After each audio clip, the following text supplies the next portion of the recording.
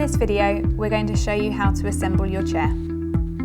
Clear a space on the floor, unpack the box, lay out all the parts neatly and move the box out of your way. First thing we need to do is position the backrest onto the seat pan and attach it with the 3 screws provided.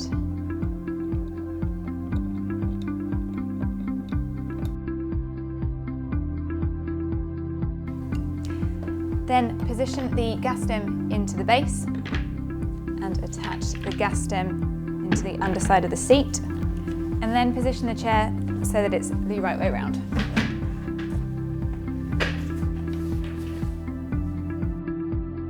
Your chair is now fully assembled and ready to be used. Watch our next video to learn how to set up your chair.